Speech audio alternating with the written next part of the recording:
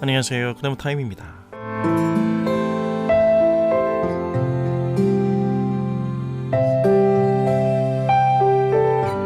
예수님께서 한 말을 못하게 만드는 귀신을 쫓아내십니다. 그러자 귀신에 사로잡혀 말을 못하던 사람이 말을 하기 시작하자 이를 지켜보던 무리들이 심히 놀랍니다. 무리는 마냥 놀라기만 한 것이 아니라 기적에 대한 엇갈린 반응을 내놓습니다.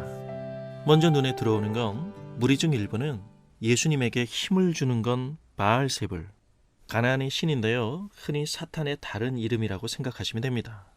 예수님께서 귀신의 왕 바알세불의 힘을 빌어 귀신을 쫓아낸다고 주장합니다. 사람들의 악독함에 기가 질립니다.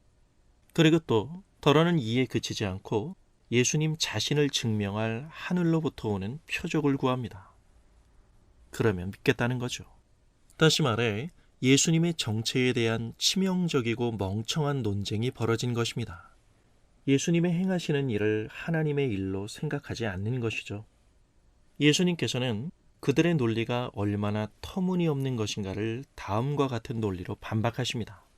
어느 나라나 한 집안도 내전이 일어나면 스스로 망하는 법이다. 자기 나라 안에서 힘과 힘이 충돌하여 서로 싸우면 어떻게 그 나라가 유지될 수 있겠느냐. 도리어 너희의 논리대로라면 이 부분은 더욱 명확해진다. 귀신을 쫓아내는 이 일이야말로 사단의 왕국에서 서로 간에 벌어지는 스스로의 싸움으로 변하는 것이 아닌가? 그런 너희의 주장을 그대로 믿기에는 너무 황당하지 않겠니? 라는 지적입니다. 그들의 말대로 만약 예수님께서 귀신의 왕 바알세불의 힘을 힘입어 귀신을 쫓아낸 것이라면 결과적으로 사단 스스로 그의 현실을 더 위태롭게 만들고 있는 꼴이 됩니다. 더더욱 말이 안 되죠.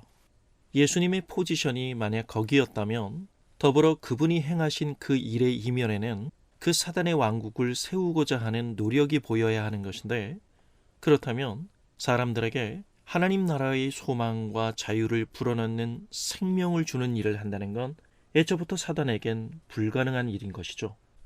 멀리 갈 필요 없이 지금 흑암의 압제 속에서 말 못하던 사람이 귀신의 축출로 말을 하게 되고 자유롭게 사고하는 인격으로 회복된 사실을 확인한다면 주님의 사역과 사단의 역사의 결과를 비교해 볼 수 있는 것입니다.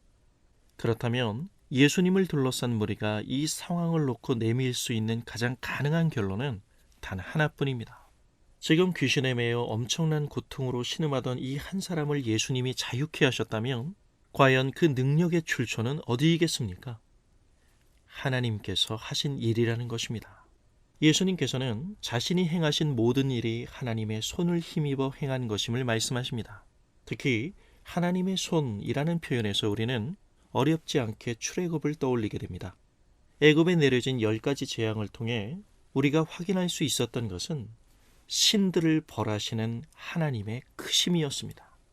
하나님의 능력이 고작해야 사단과의 치열한 싸움 정도가 아니라 그 강력한 흑암의 세력을 가차없이 내치고 그 통치를 단번에 종식시켜버리는 하나님의 통치가 귀신 들린 이 한 사람의 역사 속에서 보여지는 것입니다. 예수님께서 행하신 모든 기적 속에는 그분이 죽은 자를 살리실 때, 병든 자를 고치고 치료하고 인도하실 때, 그분이 위로하고 격려하실 때 하신 모든 말씀에서 가장 돋보이는 것은 하나님의 나라가 임하였다는 사실입니다. 보이지 않는 하나님의 나라가 예수님 그분의 말과 행동 속에서 보고 들을 수 있게 된 것입니다. 그렇다면 우리에게 요구되는 것은 무엇일까요?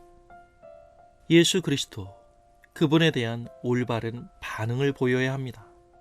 그것은 곧 신뢰입니다.